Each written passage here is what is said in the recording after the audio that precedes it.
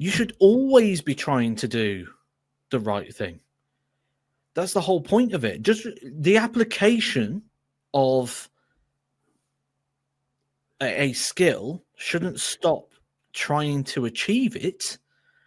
And why would you change the correct way of doing something out of fear that your application of the skill is not going to be as good? Otherwise, what's the point? 5 and 1, 51. Not sure my bingo calling's as good as yours, Matt, but we're here. We're back. It's episode 51. How are you? Yeah, good actually. Yeah, I'm enjoying life at the moment. I've been a little less busy. You know, normally I come on here and say how busy I am. I've done this, done that. I've actually had a little bit of time these last couple of days, which has been great because I've used it well. I've been in the gym. I've been training, dropped another kilo so far. Yeah, somebody noticed that, didn't they, the other day? Yeah, somebody gave you a little bit of a compliment, didn't they, on the live? It's going to start being noticed a bit more because I've got a little bit more time as well over the summer, as you tend to do. And with that, I'll be dropping a little bit more. Not only that, though, I've found, and I blame you for this still, Andy, it's constant. I can't stop spending. I know. You're terrible. It's every day now, something new. It's like it started off with toys, but now it's everything. It's everything. Yeah. You just someone's decided to start drilling outside my window, which is perfect timing for the podcast. But yeah, you are spending. Your spending's a bit out of control, so you're gonna have to work more hours. It's as simple as that. So you can pay your way. Here's the thing, right? Now there's an alarm going off. Welcome to the Mission Podcast. Yeah. But you think about all the things that have sort of gone wrong, or not gone wrong. What am I about? I'm about the alarm system. You think about all the things like so. We had a big conversation, me and Andy. We had a big conversation, and he says to me, "He's like, Matt, like, why do you work as much as you do? Like, you're working constantly." And I'm like, the biggest problem I have, I've told this story in the podcast before, is sort of when I left home, we had nothing. Like we had literally nothing other than the stuff we needed. We had the house, we had electric, gas. We had to watch her and put the heating on. Sometimes we'd be setting blankets and jumpers and things. We had food, but like it was the value stuff. Like life's very different for me now, and I always worry: is this ever going to stop?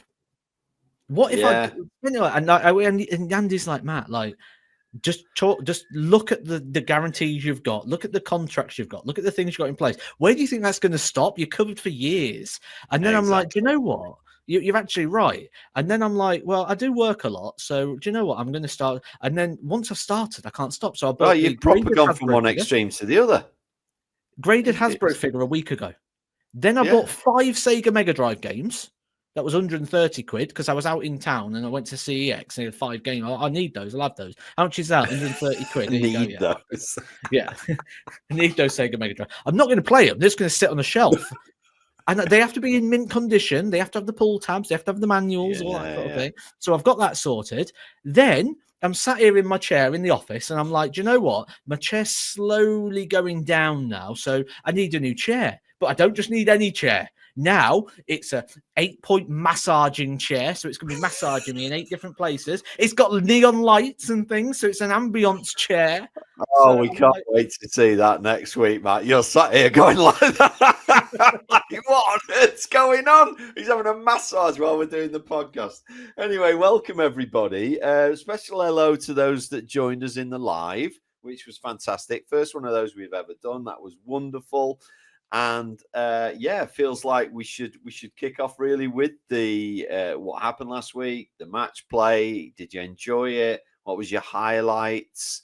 I really enjoyed it. One of my favorite tournaments. Really enjoyed it. Loads of talking points. The return of James Wade yet again. That guy's had more comebacks than I don't know. Who's somebody that has comebacks? Clint Eastwood. I don't know. But he just seems to keep coming back. And was mentioned, by the way, we talked about players that tuck the shirts in. We never mentioned James. Yeah. Likes to tuck his shirt in. This looks smart. Okay, so I'm going to approach this from a couple of different angles. No one comes to this podcast for a review of the standard of darts. We've established that right now. This podcast isn't going, oh, didn't James Wade throw some good 100 averages? Well, no, that's not what we talk about here. We talk about the real stuff. So First of all, James Wade's interviews. Loved them. Did you manage to catch any? Caught one of them, yeah. Very much. I'm going to say what I want. I've mentioned this many times before, but I really appreciate people that are unapologetic to themselves. Yeah. Where you just go, I'm me. If you like me or you don't, that's up to you. The people that like me will come with me. The people that don't won't. But I'm not going to try and pretend to be something. Just I'm unapologetically me. That was James Wade all week. He didn't like the media, so he told them.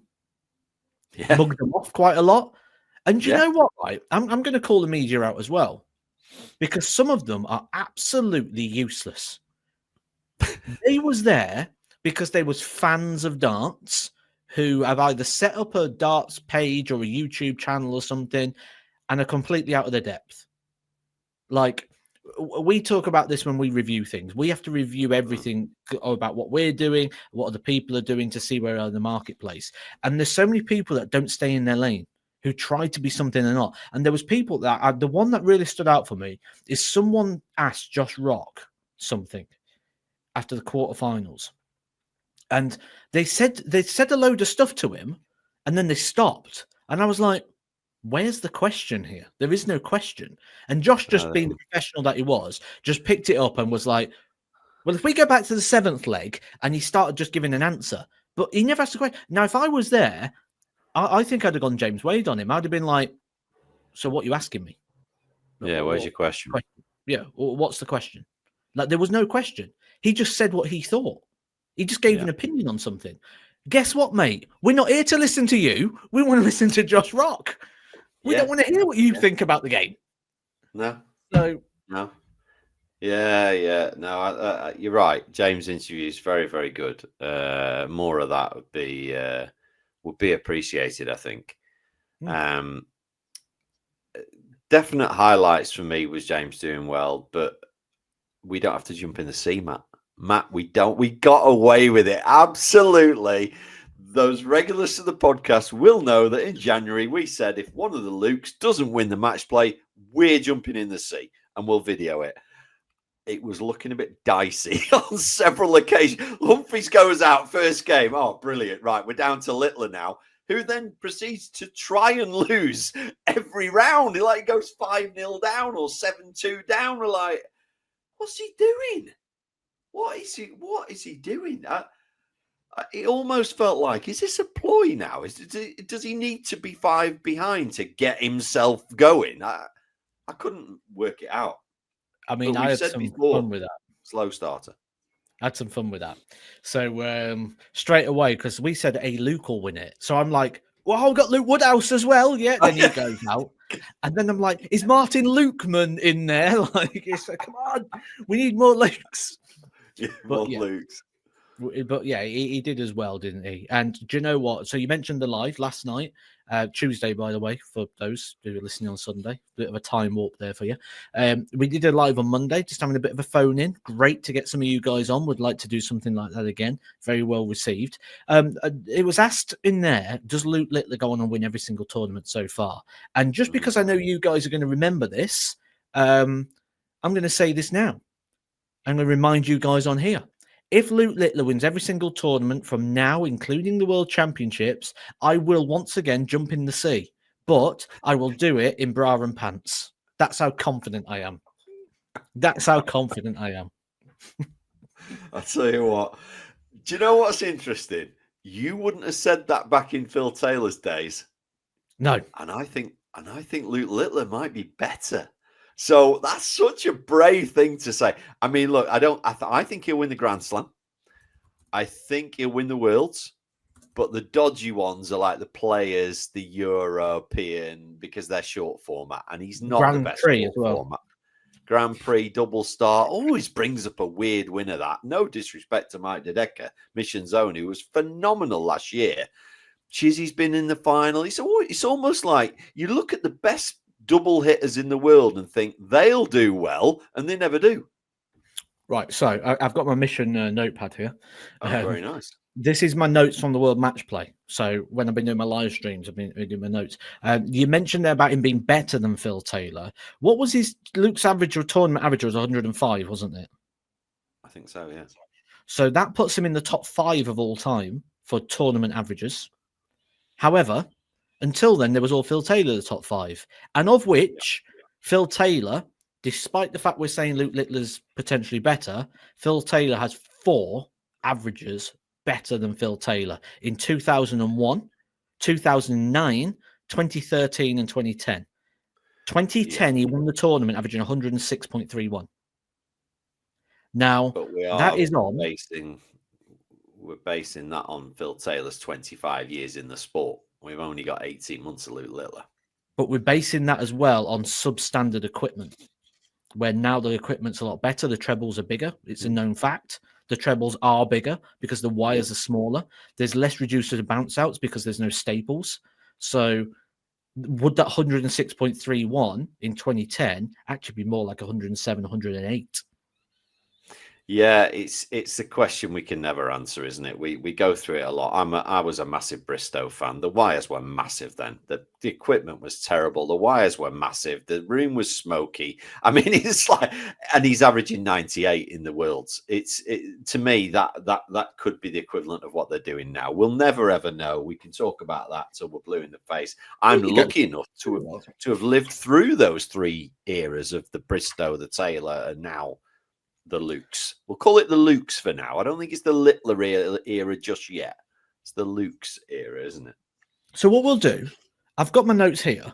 If anyone came into my lives, I apologise hearing this again. But what I'll do for the next 3 minutes is I had a load of interesting match play stats. I'm just going to reel them out for you. Just going to reel them off. Okay. Yeah. Fast, relax. The top 10 averages of all time in the world match play, 7 of them are Phil Taylor.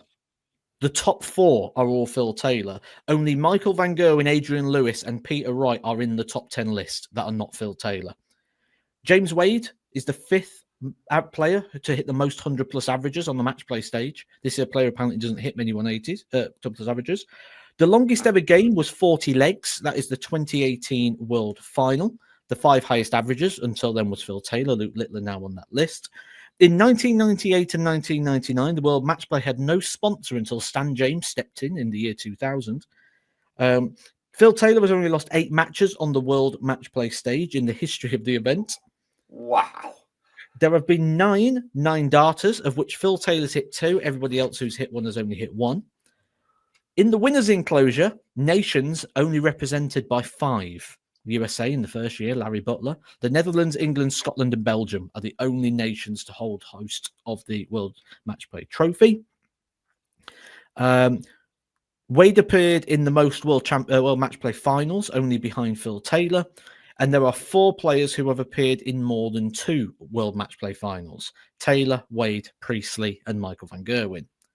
The lowest ever winning average of a final in the World Match Play was 1999. That was Rod Harrington, an 85.95, defeating Peter Manley, 1917. 85. The first ever winner of the World Match Play was £10,000. You now get that for the first round. As of next year, it's £12,500. So now the first round money is better than what the winner would have got. The biggest ever win in a final was 14 legs. That was 2009 when Terry Jenkins lost to Phil Taylor. It was nearly repeated just 2 years ago. Nathan Aspinall winning by 12 legs against Johnny Clayton in 2023. There's some interesting stats of the match play over the years. And right on cue, you mentioned Nathan Aspinall, who is now 23rd in the world. Who saw that coming? We can't keep talking about that every week. So, from the World Match Play, ABZH official has asked us, which walk-on songs do we now hate? Where's our hate? Which song do we hate to hear now? I don't like Littler's. I'm not a fan. I'm not a fan of that song at all. I've just had an interesting text message there as well. I'll get to that in a second because it's a sidebar topic. All right. Walk-on songs, are any fed up of? Do you know what? I've said this before. I'm not sure there's many walk-ons I actually like. No. I don't think. Is there anybody you look forward to? Dirk van Dijvenbode for me. He's just, I think it's nuts. It's nuts, and I just like a bit of nuts for a couple of minutes. What if you go to watch the darts? Can you join in with Dirk van Dijvenbode? I sort of could. I could go a bit nuts. I could dance about and rave. But do you know how you could get involved with him? Simple, isn't it? You just do this. Yeah. Right? You do that. Yeah. Does any other player do that? Dimitri stopped dancing, hasn't he? So no, I don't think. Get to the stage first, but yeah, that's a bit harsh actually, isn't it? Well, but yeah. Oh, Dimitri, just take that dagger and take it back out. There's no need for that, was there? Absolutely no need. But yeah, nobody else does that? The fist pump into the air. Can you tell me a famous football player, famous band, anybody else who does that? I can't think of one. No, I was thinking of the Alan Shearer. Then he did that, didn't he? Exactly, the Alan Shearer. The Alan Shearer. The Alan Shearer. Yeah. So by that, Dirk van Dijvenbode, tick. He's got something unique. Yeah. I can only do that action and join in that way when I watch Dirk. Dirk, you have cracked the code. Well done. One person we can talk about. The other thing we can do is throw our arms to the side and sing along to karaoke. Oh, I'm bulletproof. No, shut up. It's not your song. You know, like my rant on this could go on forever, don't you? You know, Mr. Shut up. You're not Mr. Brightside. That's the Killers who are Mr. Brightside. You're not Mr. Brightside. Oh, I'm loving this mood you're in today, Matt. I'm absolutely loving it. I love it when you're like this, full on sarcastic mode. Dimitri, it gets worse. Stage first. It gets worse. So the text message I just got there. So as you know, this morning we've had a few issues. Jodie, who's my partner, has burst tires on the way in this morning, so I had to go pick her up, take her to work, get a laptop so she can work from home while the car gets fixed. And I sent a message to my brother that he's just responded to now, and I said, I've noticed a bit of a pattern. Right, and I'm gonna have to PG this down a little bit. Yeah, some of this comes to my time I've spent in London as Ray. I said, if someone goes to work in a suit or a shirt and trousers, they're normally an absolute boop boop boop boop boop boop boop boop boop with the stuck attitude and boop boop boop boop boop. How many times do you see someone just because they go to work in a suit? Why do they have to act like an absolute bell cheese? Like, why? Oh, yes, I earn 50 grand a year. I walk around in my suit. Shut up, mate. Like, yes, I've got a tie on. It's 32 degrees, but I don't care that I'm sweating underneath. I'm going to park my Range Rover here. I'm going to get really close to the door and go on the train. And I want you all to move out of the way. I want a seat. Shut up. Don't get me started on Range Rovers. I live in the area, apparently, with the most densely populated Range Rovers of anywhere else in the country. They've all got private plates, and there's not a farm in sight. It's like they're driving them on the main A roads. Range Rover. Brilliant. I was more surprised you didn't have one, because that is right up your street. They walk around with the Waitrose carrier bags with Aldi sandwiches in it. Like, I can't stand it. Like, what is wrong with people? Like, and as soon as you put a suit on, it's like, oh, they can't walk normally no more. Now they've got to walk like Mr. Soft. And it's like, remember Mr. Soft? My absolute favorite is a guy getting out of a Range Rover with a Range Rover baseball cap on, as if you didn't know he's got a Range Rover enough. He's got a Range Rover baseball cap on. You absolute bell. Unbelievable. Anyway, God almighty. Can't stand Let's talk about equipment, Matt. Let's talk about equipment, because I'm a big fan of, obviously I do the Mission Precisions, and there's a reason for that. And they've gone very, very well lately. People are really getting into it. And I want to talk about the equipment and how it's affecting people. You know, Bradley Brooks changed his equipment. He's won his first ever Pro Tour. Looks like he might retain his card. going to get into. He's now being the players. He'd be in the Euros, maybe he'd be in the Worlds, etc. He might change his career. Mike Smith, flip side, changed his equipment, blamed his injury. I think it was his equipment. Changed it too dramatically. If you're the wrong person for this, because you can throw anything. You're one of these people that I can give you a set of darts, and within 6 darts, you're hitting 140, 180. But certainly for me, I am so specific. I mean, I've literally got a scallop where my thumb fits. I've got micro grip in the scallop to give me some grip. I've got it tapered at the front for where my finger fits. I mean, it's almost like that dart is just for me and nobody else. Is it as big a thing as I'm making here? Is equipment the most important thing to a dart player? I mean, if that is the case, I mean, you won't go far wrong with a Matt Edgar dart, which is available in 21, 23, and 25 gram darts. They are a lovely color coating. You don't get those flights. And a 2-tone grip as well. So lovely, nice on the eye, very well balanced dart. And as I say, available in 21, 23, and 25 gram darts. But as you say, I'm the wrong person to ask. That is a 23 gram Matt Edgar dart that is available and in stock right now. And I'm using a Slim Flight. I break the rules of... when you talk about people that are an exception to something, I'm the exception to that rule, because anything over 21 grams shouldn't traditionally work with a Slim Flight. But I can throw a 23 gram dart with a Slim Flight and it works great.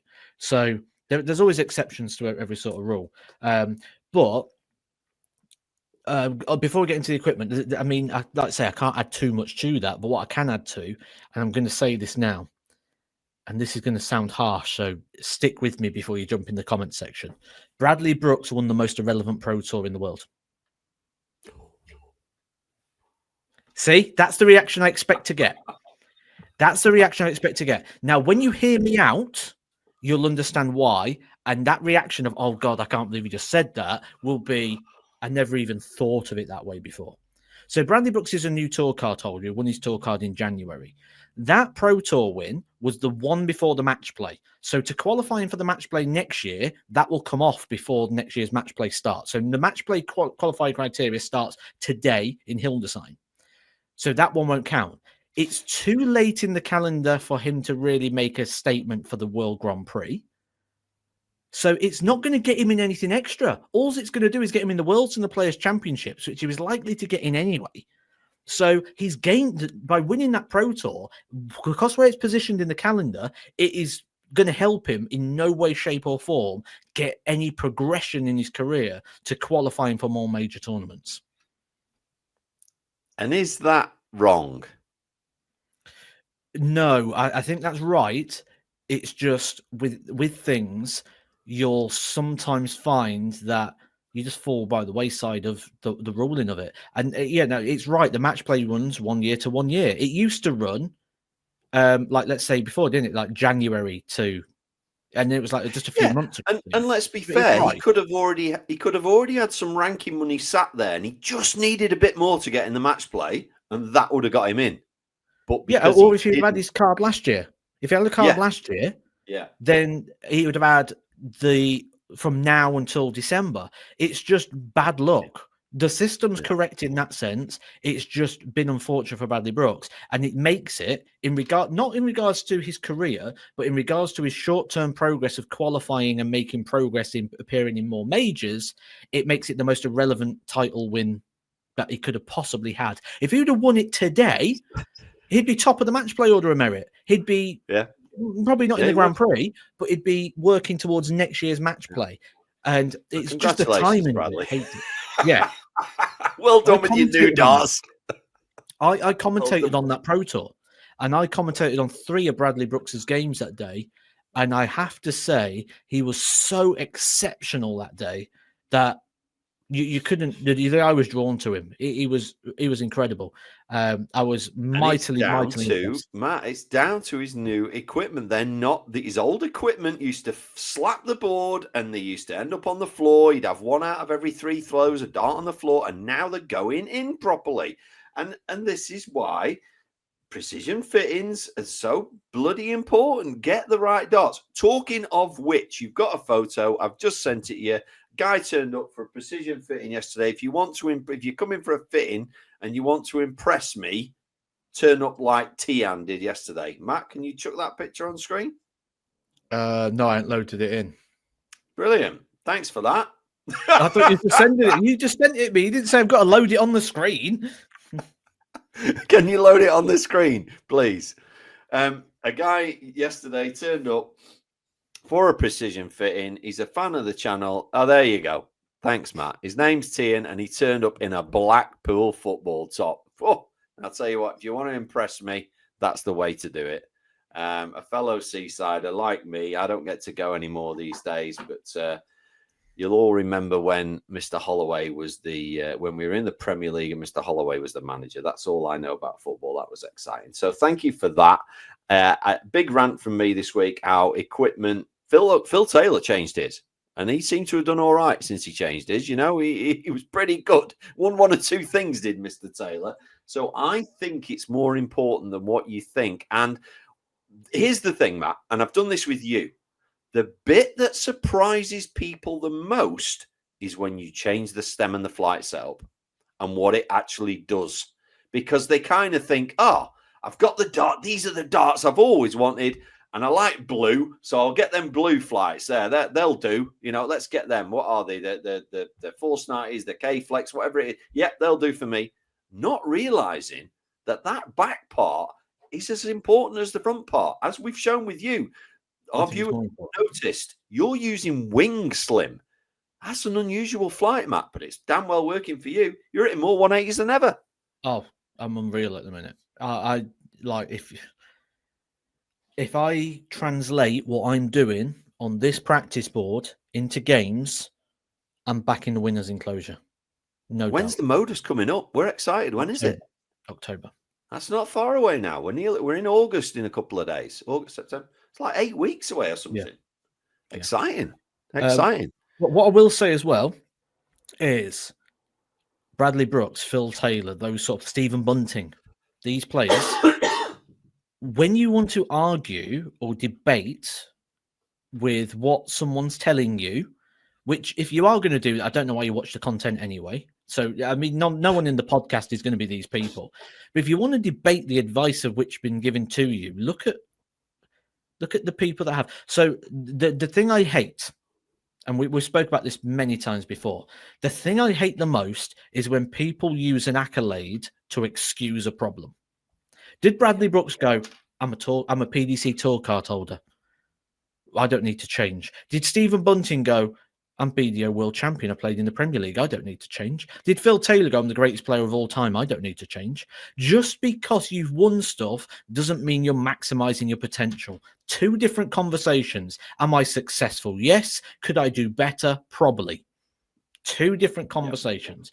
I hate when people hide behind accolades to sort of, oh, well, this person's a tour card holder and they stand like this. Yeah, but does it mean that they're maximizing their potential? Because I can tell you all the issues physically, the muscles, the issues of which they're causing that actually could make them better. You're just saying, well, they've done this, so it must be right. No, because they've done that, but they should be doing this. Matt, how long did Van Gerwen hang on to those old set of darts he had? You know, when he went to Winmau and then carried on playing with his old master darts from God knows how many years ago, just because they were the ones he'd won with everything. What he should have done was day one go, right, they're in the bin now. These are my new set that I need to get used to. But he didn't. Oh, I've not played so well today. I'll go back to my old ones. Oh, I'm playing a bit better now. And I'm not playing so well again. I'll go back to my old ones. And then your head's in a mess then, isn't it? Your head's in the shed, as they say. Shoulder. I mean, maybe I think, have we spoke about this before, Michael? Well, I'll do it here. This is visual as well, though. So audio, I'll try and explain it the best I can. So Michael Van Gerwen had the operation, didn't he, on the wrist?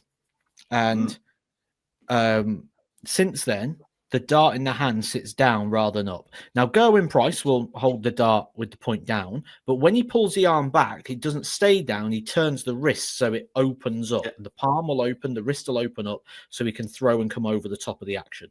So that's fine. The wrist does the work. With Van Gerwen, since the operation, he can't turn the wrist the same. He even said in an interview, I don't know why, but I can't change my throw. I know why it is. I can fix it, but, you know, fix someone like Van Gerwen, we're talking the big bucks here. But anyway, yeah. So the throws down. Sign him to mission. We'll sign him to mission. Down. The point stays down. So the first thing is there, because the point's down, we're going to get shoulder. Because instead of releasing the dart here and sending it on its way, when I go here, the dart's down, I'm already low. So that height difference there, you'll see from here to here. I've got to make that up somewhere. So that's going to come here from the shoulder. So I'll pop the shoulder to start with. So there's issue number one. Issue number two is he's leaning more than ever. And the line of balance that comes through the front side of the body is broken at the hip. So he leans. And by leaning, he drops the shoulder. Clavicle bone comes and sits over the top of the shoulder. Shoulder, a ball and socket joint, pushes down, lowers the elbow. Now, because that shoulder and that clavicle or collarbone, as some people know it as, is coming into place, he's now got to pop shoulder again. So there's two reasons now he's got to lift the shoulder. Now, the issue you've got, musculoskeletal system, is bones and muscles. Primary function of the musculoskeletal system is movement. So when the bones are facing down, but the muscles need to go up, we've got a conflict of tension, which means instead of him throwing and extending his arm, what he's going to do is he's going to, instead of doing this, it'll be like this. It'll be like pulling back, because that conflict won't allow extension. It will retract back in. Imagine, you know, when you go on, have you done one of them bungee runs when you go to the fun fair and you run down and eventually it catches you and pulls you back in? That's his throw. His arm is running down, the bungee grabs him and pulls him back in. So instead of being able to throw and come through, essentially wrist down, when he gets to here and he gets that extension, it comes back. So the hand isn't, and the wrist isn't able to turn. And he's not able to get that throw. Just pick that thing up again and show me with your hand again. Just pick that up again. The pen? Yeah, is that the pencil grip? Sorry, I couldn't read it. Sorry. It's like, yeah, reduced it to my level now, Matt. No, but I mean, great, absolutely brilliantly explained as normal. Now, I'm going to move you on to Rohan, because one of our regulars has been on Rohan with a great question for you. Although he's put hi Andy, but then he's put just wondering if you or Matt can shed some light on why there are breaks in play after 5 and 10 legs in longer format matches. What do players? So why are there breaks after 5 and 10? And what do players do during the break? Okay, so they're advertised to players as a comfort break, but they're also advertised, or the slots, so that adverts can be inserted into the programming. So that's all it is. It's an advert break essentially, but they're advertised to players as a comfort break. In things like UK Open, where you play on like the outside boards in the long format, you'll get one comfort break, which will be up to 5 minutes. That will happen at the halfway point of the game. So if it's a best of 19, they might say, right, after 10 legs, you've got the option of a comfort break. You can refuse it. If both players refuse, you carry on. So, but you can't refuse on the main stage game, because obviously they've got to insert the adverts. So on sideboard, you can. Main stage you can. And what do they do? What will players do in that 3, 4, 5 minutes, Matt? Yeah, so you know when they're coming, because when you're backstage and you're bulling up, as you're having, when the board official or the players marshal come over, they'll say, right, guys, with today's first round of the PDC World Darts Championships, you're playing for a place in the second round. The winner will play the seed today, which is Mensur Suljovic. From here, you're going to have 9 darts practice. Then we're going to be throwing up at the ball. While you're having your 9 darts practice, I'm going to inform you there's a comfort break after set 1 and 2. And then after that, you'll play to a conclusion. And they'll just run through sort of everything. So you know exactly when the breaks are coming. They give you all the information in regards to that. Once your 9 darts are up, they go, right, we're going to throw at the bullseye now. You'll throw at the ball. They'll go, right, Matt's the higher ranked player today, so he's going to be walking out second. Lowest ranked player goes out first. Any questions before I go? And then you can ask any questions you want. He goes, and you get ready for your last hour before your match. So that's what happens there. Then when you're on the stage, and you get to the break. The referee will remind you, comfort break, 3 minutes or 2:49 or whatever they say, depending on if the adverts are a 3:20 or if there's bumpers. So a bumper is, do you know, like when you're watching on Sky, it'll flash up with like Sky Sports, and that's a bumper. So you put it on either side just to sort of allow you to transition in and out of programming. So if there's bumpers, they might be like, oh, you've got 3 minutes. If not, they might say 2:49. Depends what is going on the program. So the referee will have an earpiece in. Not the question, I know. So from there, you've got choices. You can stay on the stage and throw, and just throw on the board and just wait till you get queued back in to start the game. Normally what will happen is if you're staying on the stage and having a throw, the referee's got an earpiece in, he'll be listening to the producer. Producer will say, right, 30 seconds, and then we're doing some shots on the way in. So when you go to it, referee will say, right, we're live again now. You've got 6 darts from here. That will be, do you know, like you get that wide shot and it's slowly zooming in, and they're doing Matt's 1-0 up at the minute. Andy's hit loads of 26s, you know, that sort of thing. That's when you're having your last 6. So as a player, you know that. You can go off stage if you want. To the side of the stage, there is a porter cabin. This is World Championships. It's a porter cabin, which has got a toilet in it. And that's it. Just a toilet. Some people have cigarettes still, don't they? So you can go off and have a smoke and do what you want to do. You can go backstage and do that. So it's Can your you go and time. have a drink? Can you go and have a drink? Can your manager be there with a quick shandy for you? Quick shandy? Yeah. Or something stronger. I mean, you know. You can nip to the fridge and get your other set of darts out if you're Stuart Keller. I mean, refreshments can be available, but there isn't something there. There's nothing there. So if you want refreshments, you have to order them. Again, with your players marshal. So you need to say, right, I want a chocky bar after set 1. I want it ready there. And you've got to put your order in to tell them what you want when. A good question, Matt. That's a good question. Are you allowed to take food up on stage with you? You can, but I don't think anyone's going to stand having a Tesco's meal deal. Yeah. Just imagine it come on with a burger and chips in between throws. No, but I presume you can take a protein bar up. I mean, I can't say I've ever seen anybody do it. I've seen Barney takes the tablets, doesn't he, for his diabetes? But this is it. This is it. Oh, remember, insight. What you see isn't always what's going on. This is what people get wrong. When they talk about things. Do you know what I really hate the most? Right, is when people go, I'm a darts expert. Oh, are you now? Yeah, I watch everything. What, on the telly? So you see what you're told to see. Remember, when you watch something on the TV, you are being shown what you are supposed to be shown. You're not seeing everything else that goes on. So when you say like that, oh, I haven't seen that, doesn't mean it's not going on. And, you know, there's a lot of things that are going on all the time. Do you know what? I tell you what, here's a classic case. My game at Lakeside, right? If you watch that on the screens, because they didn't have many camera shots, you may have watched that and gone, well, Matt's sort of G'ing this up a little bit.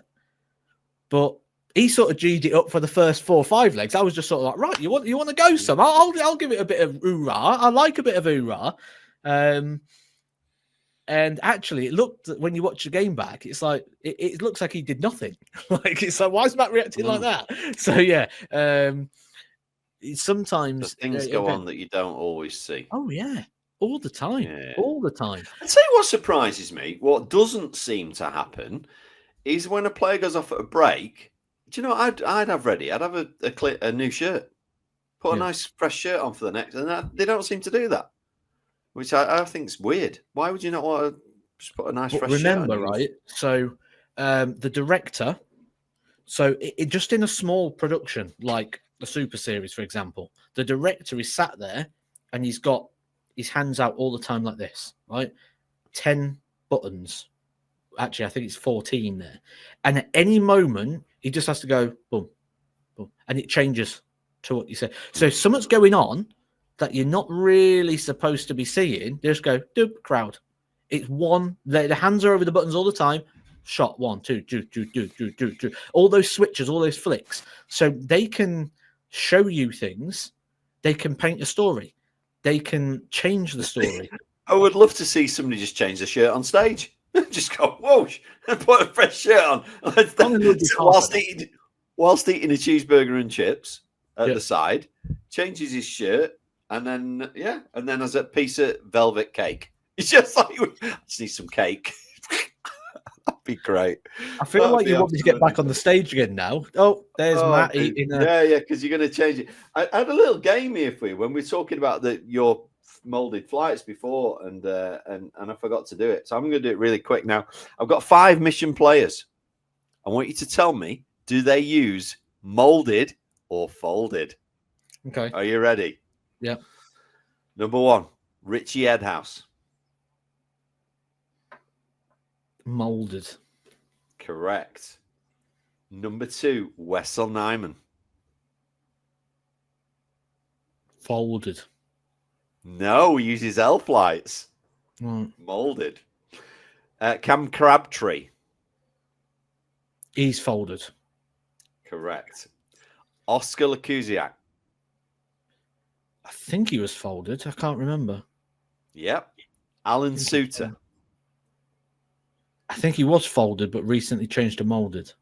Correct. You did well. You got 4 out of 5. That was pretty impressive. That was my quick Okay, game. I've got a game for you then. Oh, no.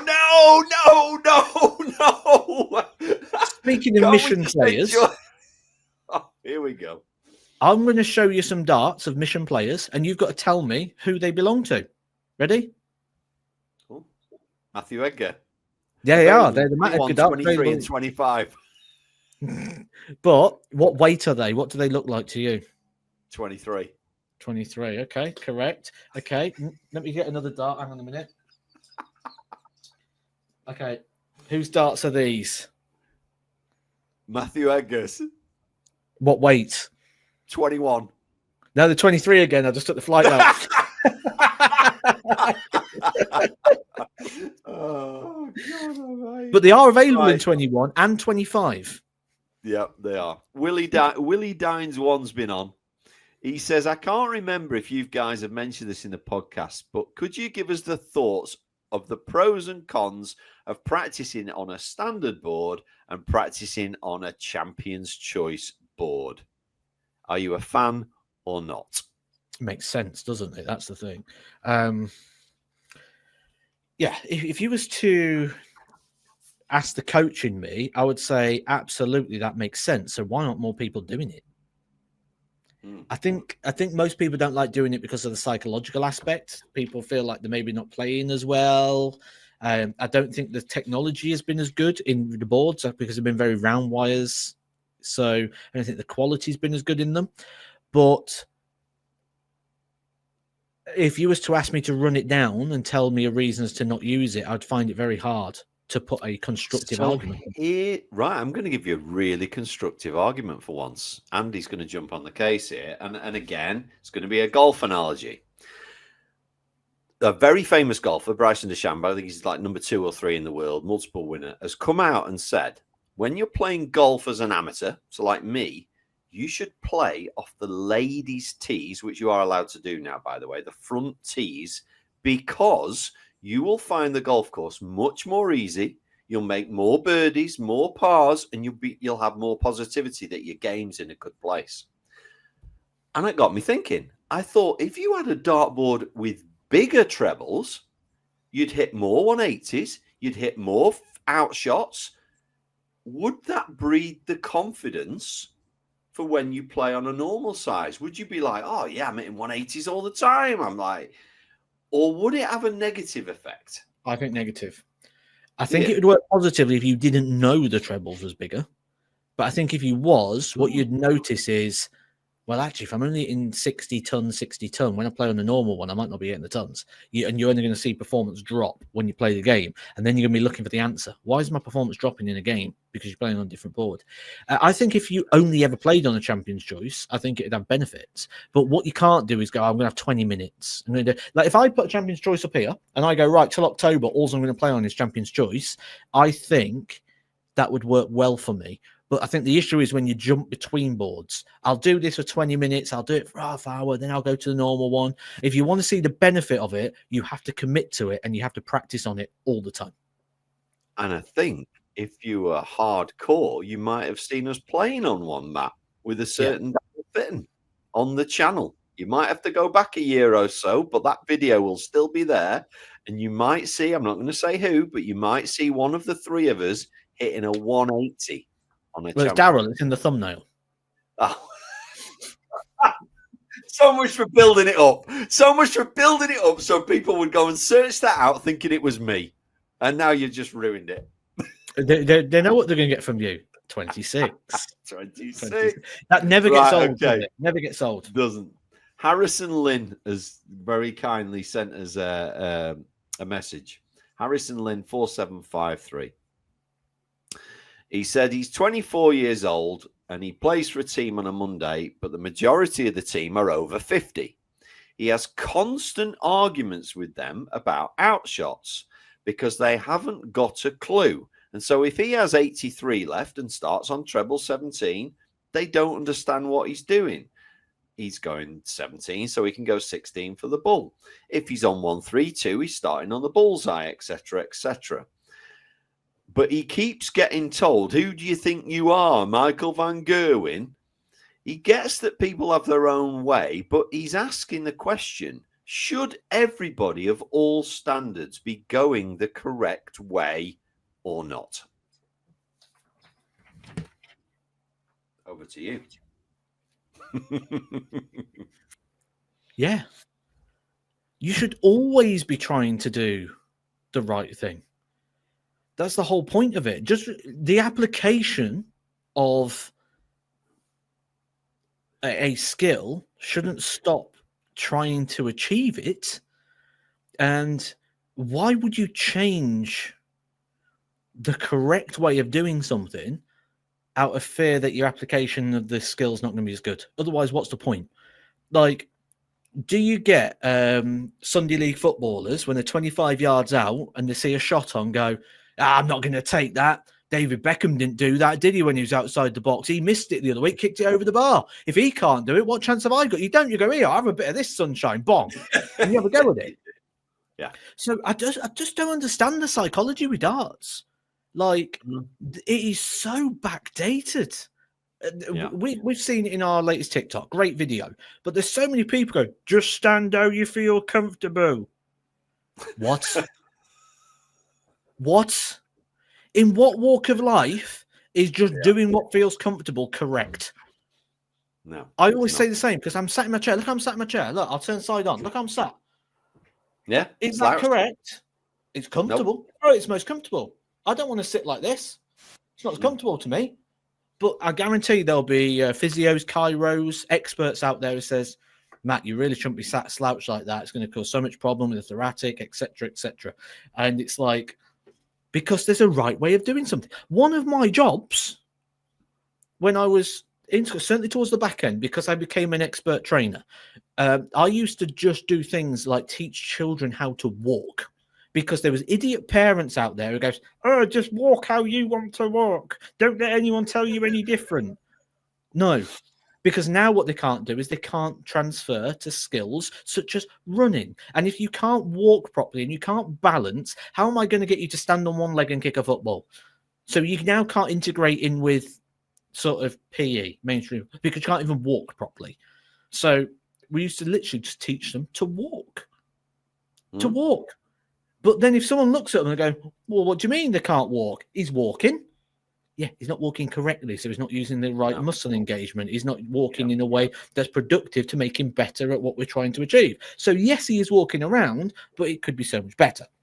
And I could rant about this forever, but there's just so many people out there that when it comes to the body and it comes to physical side of things, that just almost want to dismiss it. Like, yeah, there's a reason. Yeah. There's a reason I have a degree. I didn't just make that up. And then when Dave on Twitter wants to say, I just do what makes me feel comfortable. Yeah. And then you're going to come to me and go, why am I not progressing? Sure, and they'll always find somebody, Matt. They'll always find somebody. You say, look, you want to be lining the dart up, and yeah, but Tony O'Shea doesn't do that, and he did all right. He throws it from here, and look at him. He's been in the world for all right, mate. Yeah. Well.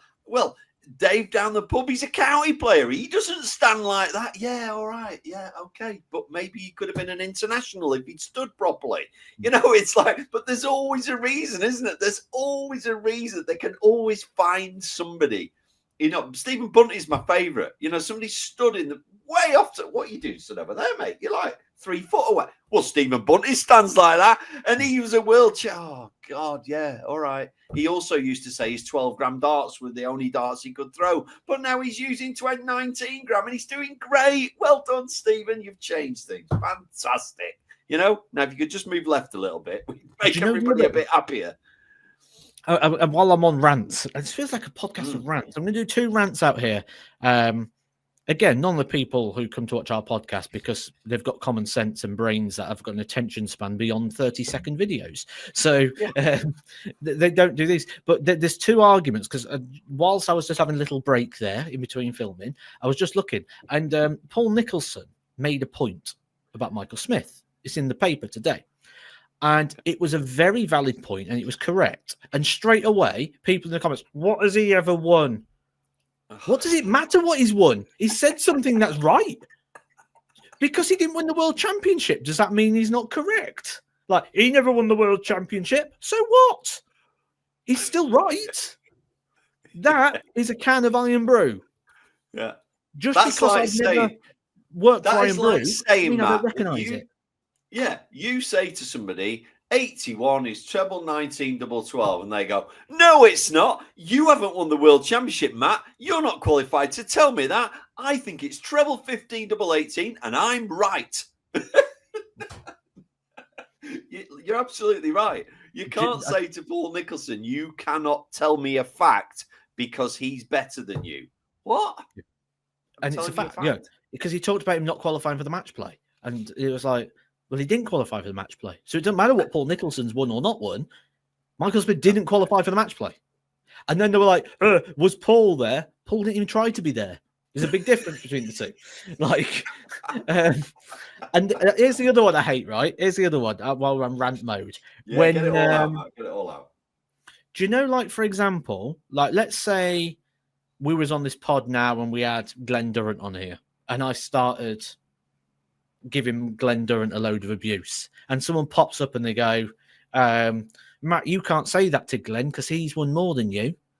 And it's like, okay, by the philosophy of the conversation that I can't speak to Glenn because I'm speaking up to him, why are you talking to me? Because I've won more than you. Yeah. So by your rules of this conversation that you've set that you can't speak up to someone, why are you talking? Like, go somewhere else, because by the rules you set, you're only applying them to other people, not yourself, because you're speaking up right now. Go away. Like, so yeah, it's weird. But thankfully, we don't have people like that on our podcast. The comments that keep coming, and please do keep them coming, because as you know, we read them out every week. So please do keep them coming, because we get some fantastic comments, and on the main channel. Some really, really nice comments, some long comments, people taking the trouble, taking a fair bit of reading, but we both read them all, and some really, really interesting stuff that give us topics to talk about each week. We're also going to continue to use this for new products. I think by next week's pod, Matt, we might have some new darts to show people well ahead of time again. Speaking of new products, this is completely like nothing the viewers really probably want to listen to. But the new coats, the really nice ones with the blue trim? Gilet or jacket? The jacket. The jacket's lovely. Okay. Right.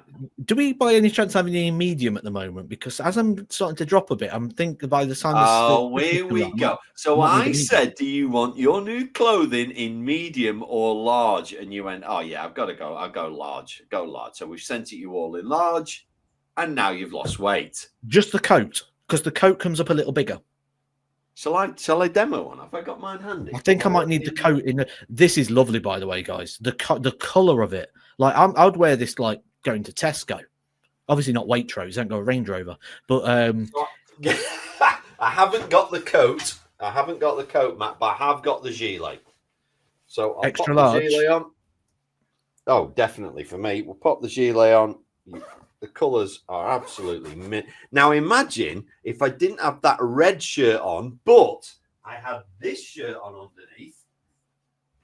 How mint would I look? You know? Actually makes you look a bit slimmer, doesn't it? Black. I Not like. on you. I look. Yeah. I look a bit better in black. Yeah. Okay, I'll take that off now. Put that to the side. Audio listeners haven't got a clue what's going on. No, they haven't got a clue what's going on. I'll do my best. Well, we're in the office tomorrow. We're in the office tomorrow. Yeah. We're filming. Oh my goodness! Yeah, you got. Yeah, if I could grab a medium one of them, because I think I'm going to fluctuate between the two for a little bit. Are you? You're not going to end up a small, are you? I couldn't face you if you're a small. Oh, I could never be a small because of my bone structure. Even at my best, I was always a medium at my absolute best. I've never been a small. You've never been a small, right? And especially because I'm lifting the weights as well. Like people may see like muscle packing on me. I love the way that when you say that, you always go like I don't know what lifting weights means. Okay, here's one for you then. How many kilos? How many kilos do you think I benched the other day? I took Jodie to the gym with me so she could spot me, so I could see what I could get as a 1 rep max. You're even using gym terms like bench and spot. For goodness sake, who are you? Right, but I do know what it means. I would have thought you could bench press. How many kilos?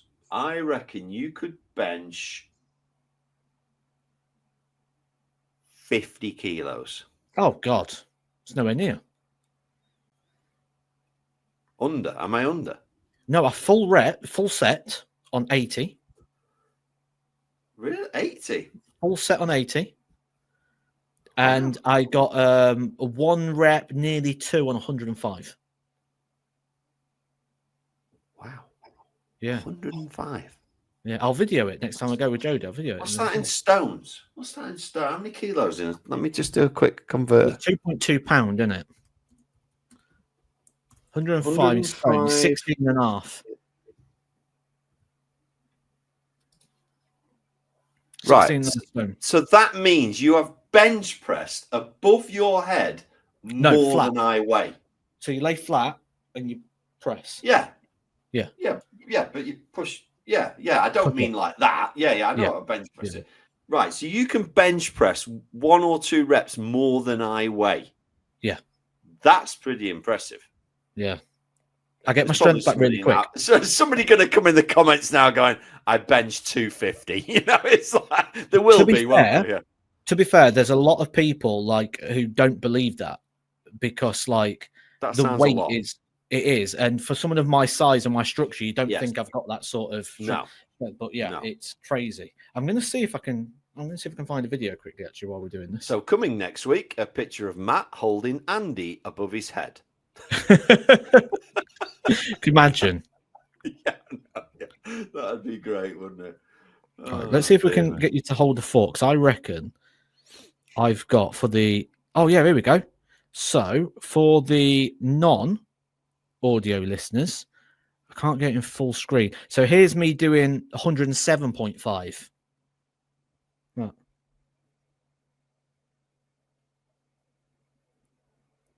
Oh, so you can take it all the way down and then whoa.